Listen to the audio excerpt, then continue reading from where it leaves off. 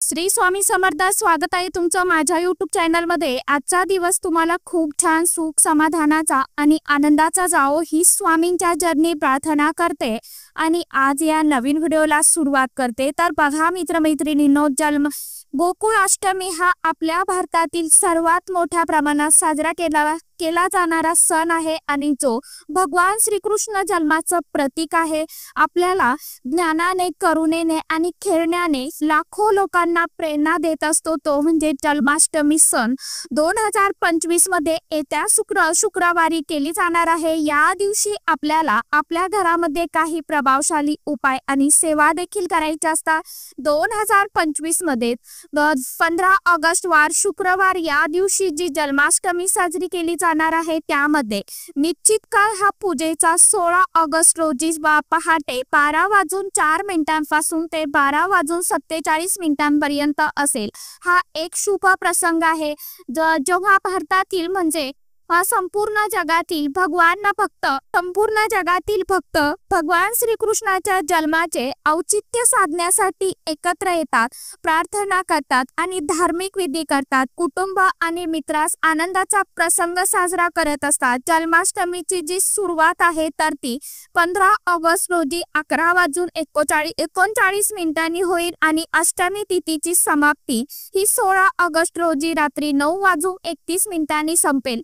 त्यामुळे निश्चित काळ हा पूजेसाठी 16 ऑगस्ट रोजी पहाटे म्हणजे 12:04 पासून ते 12:47 पर्यंत असणार आहे। दहीहंडी ही 16 ऑगस्ट रोजी असणार आहे। पूजेचा जो कालावधी असणार आहे तर तो एकूण 43 मिनिटांचा असणार आहे।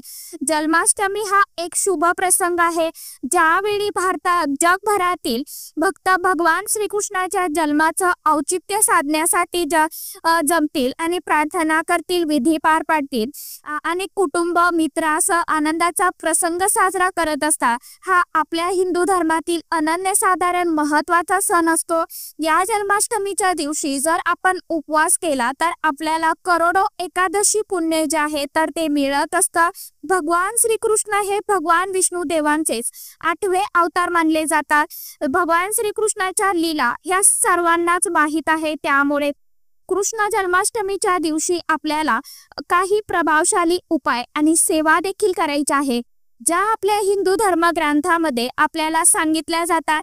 या दिवशी तुम्ही आवर्जून उपवास करायचा आहे।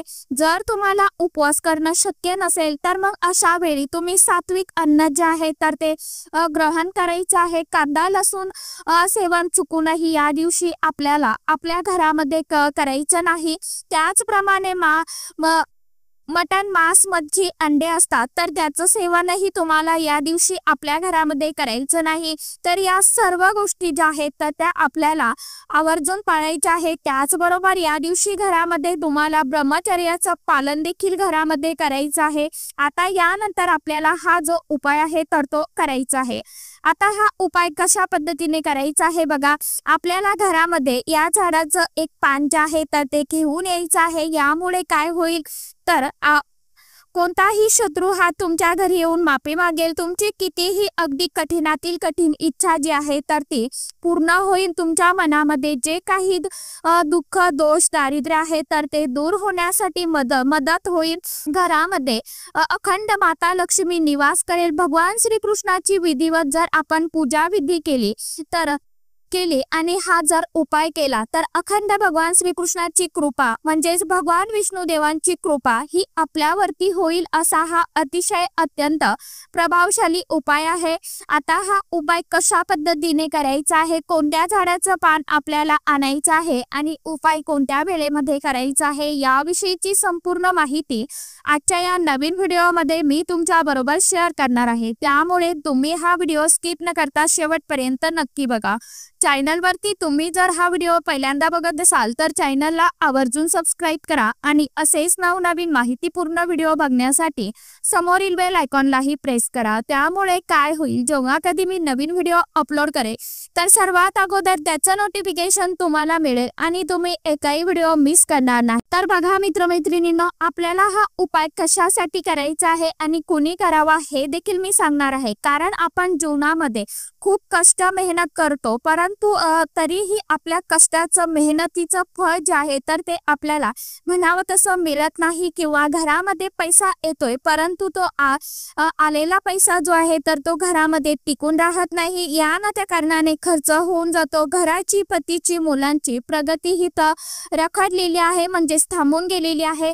अनेक प्रकारच्या नकारात्मक शक्ती ह्या तुमच्या घरामध्ये तयार झालेल्या असतील। एखादा व्यापार व्यवसाय करत आहात त्यामध्ये तुम्हाला यश मिळत नसेल किंवा एखादा शत्रू आहे हातात, हा शत्रू तुमचा ओळखीचा आहे किंवा अनोळखी असू शकतो पण या शत्रूचा त्रास हा तुम्हाला खूप मोठ्या प्रमाणामध्ये होत असेल किंवा मग बघा आपल्या घराच्या आजूबाजूला अशी काही जळाऊ प्रवृत्तीची लोक राहतात ना, त्यांना आपल्या घराची झालेली प्रगती जी आहे तर ती बघवत नाही। त्यामुळे त्यांची जी काही नजर आहे तर ती आपल्या घराला आपल्या मुलाबाळांना लागते आणि त्यामुळेच कुठेतरी आपल्या घराची प्रगती जी आहे तर ती खुंटते म्हणजे थांबून जाते आणि सतत आजारपण दुःख संकट हे आपल्या वाटेला येत असतात।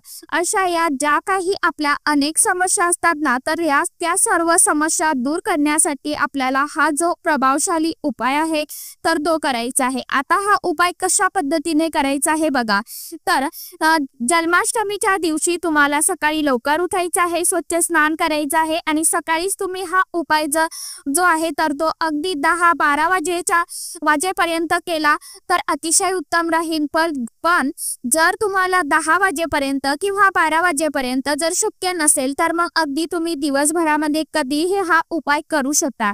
आता हा उपाय करण्यासाठी तुम्हाला या झाडाचं एक पान जे आहे तर ते तुम्हाला तुमच्या घरामध्ये घेऊन यायचं आहे। आपल्या आजूबाजूला अनेक प्रकारची झाडं झुडपं असतात आणि त्या झाडा झुडपांमध्ये दैवी शक्ती ज्या आहेत तर त्या निवास करत असतात। आपल्या हिंदू धर्मामध्ये आपण वेगवेगळ्या प्रकारच्या झाडांची वृक्षांची पूजा करत असतो, कारण का तर त्यामध्ये साक्षात देवी देवता जे आहेत तर ते त्यांचं वास्तव्य असतं अशी देखील मान्यता आहे। त्यामुळेच आपल्याला हा जो उपाय आहे तर तो करायचा आहे। आता सर्वांनाच माहित आहे की भगवान श्रीकृष्णाची त्याचबरोबर भगवान विष्णू देवांची पूजा जी आहे तर ती तुळशीच्या पानाशिवाय अपूर्ण असते। तर तुळशीच्या पानांचा तुम्हाला हा जो उपाय आहे तर तो करायचा आहे। जोपर्यंत आपण तुळशीची पानं भगवान श्रीकृष्णाच्या नैवेद्यावरती ठेवत नाही, अर्पण करत नाही, तोपर्यंत ते कोणताही नैवेद्य जो आहे तर तो ग्रहण करत नाही किंवा ती पूजा स्वीकार करत नाही। त्यामुळे पूजेमध्ये तुळशीचं पान असणं हे खूप अतिशय अत्यंत गरजेचं आहे।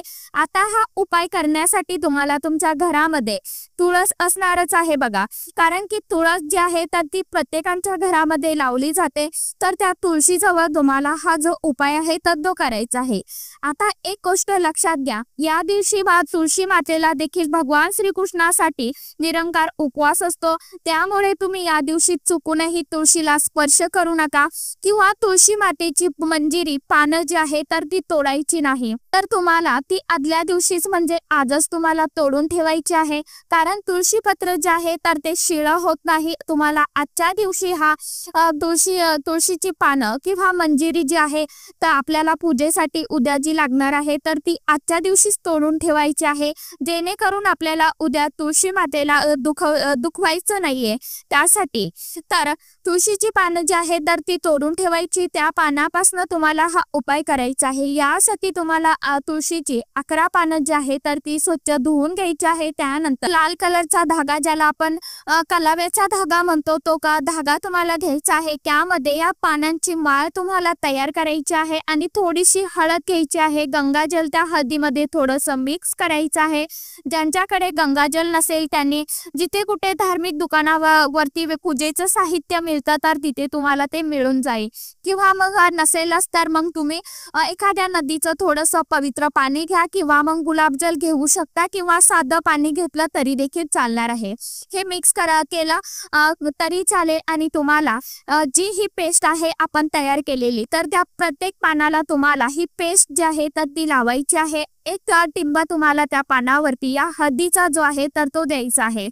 त्यानंतर तुम्हाला ही जी माळ आहे आपण तयार केलेली तर ती तुम्हाला भगवान श्रीकृष्णांना अर्पण करायची आहे। त्या अगोदर तुम्हाला भगवान श्रीकृष्णांची पूजा जी आहे तर ती विधिवत करून घ्यायची आहे आणि नंतर ही माळ अर्पण करायची आहे। आपल्या घरामध्ये जे भगवान बाळकृष्णाची मूर्ती असते बघा, म्हणजेच रंगनाथाची मूर्ती असते, तर त्या रंगनाथाच्या मूर्तीला तुम्हाला ही माळ जी आहे तर ती अर्पण करायची आणि तिथे बसून तुम्हाला विष्णू सहस्रनाम एक वेळेस पठण करायचं आहे। विष्णू सहस्रनाम पठण झाल्यानंतर विष्णू सहस्रनामावली तुम्हाला पठण करायची आहे। या दोन ज्या सेवा आहेत तर त्या तुम्हाला तिथे बसून पठण करायचे आहे आणि तुमच्या ज्या काही अडचणी असेल तर त्या अडचणी तुम्हाला तिथे व्यक्त करायच्या आहे। तुमच्या घरामध्ये पैशाच्या अडचणी असेल, घरामध्ये तुम्ही खूप कष्ट मेहनत करताय परंतु तरीही तुमच्या कष्टाचं मेहनतीचं फळ जे आहे तर ते तुम्हाला हवं तसं मिळत नाहीये किंवा कर्जमुक्ती होत नाहीये, दारिद्र्य जे आहे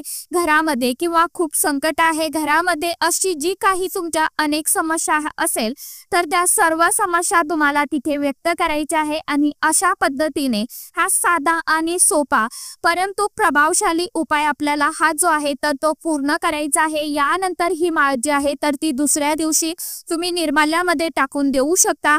इकडे तिकडे फेकू नका, जिथे वाहतं पाणी असेल किंवा एखाद्या झाडाखाली जमिनीमध्ये तुम्ही ती दाबून टाकू शकता किंवा जेणेकरून इतर व्यक्तींचे त्यावरती पाय पडणार नाही किंवा पायदळी ती जाणार नाही, अशा पद्धतीने आपल्याला ती निर्माल्यामध्ये टाकायची आहे। तिची माळ जी आहे तर ती ज्या वेळेस आपण भगवान श्रीकृष्णांना अर्पण करतो त्यावेळी आपण जी काही इच्छा तिथे व्यक्त केलेली आहे ती भगवान श्रीकृष्ण नक्कीच पूर्ण करत असतात। असा हा प्रभावशाली उपाय आपल्याला करायचा आहे। खूप साधा सोपा आणि सरळ उपाय आहे, तुम्ही नक्की करून बघा आणि उद्या जास्तीत जास्त करण्याचा प्रयत्न करा। याचा खूप चांगला अनुभव जो आहे तर तो तुम्हाला नक्कीच बघायला मिळेल। त्याचबरोबर या दिवशी तुम्हाला काही महत्त्वाच्या गोष्टींचं देखील पालन करायचं आहे। या दिवशी तुम्हाला घरामध्ये चुकूनही नॉनव्हेज खायचं नाहीये। त्याचप्रमाणे तुळशीची पानं मंजिरी जी आहे तर ती देखील तोडायची नाही। गाय असेल किंवा कुत्रा असेल त्याला तुम्हाला त्याची तुम्हाला सेवा करायची आहे आणि या गोष्टी जर आपण आपल्या घरामध्ये पाळल्या तर नक्कीच आपल्याला याचा लाभ जो आहे तर तो होत असतो। घरामध्ये या दिवशी चुकूनही भांडण वादविवाद करू नका। घरामध्ये नवरा बायको असेल तर त्यांनी सुद्धा या दिवशी भांडण करू नका। सकारात्मक वातावरण जास्तीत जास्त ठेवण्याचा आपल्या घरामध्ये प्रयत्न करायचा आहे आणि जेवढा आपण घरामध्ये सकारात्मक वातावरण ठेवू तेवढे चांगले परिणाम जे आहेत तर ते आपल्याला बघायला मिळत असतात। असा हा अतिशय अत्यंत प्रभावशाली उपाय जो आहे तर तो आवर्जून करून बघा। उपाय आपण किती श्रद्धेने आणि मनापासून करतो हे देखील तितकंच महत्त्वाचं आहे। तर सांगितल्याप्रमाणे उपाय आवर्जून करून बघा। झालेली सेवा भगवान श्रीकृष्णांच्या चरणी अर्पण करते आणि आजचा व्हिडिओचा इथेच एंड करते। तर चला, आजच्या व्हिडिओमध्ये इतकीच माहिती होती, कशी वाटली नक्की सांगा। व्हिडिओ आवडला तर चॅनलला आवर्जून लाईक शेअर सबस्क्राईब जरूर करा। परत भेटूया नवीन माहिती सोबत, नवीन व्हिडिओसोबत। तोपर्यंत सर्व माझ्या यूट्यूब परिवाराला श्री स्वामी समर्थ।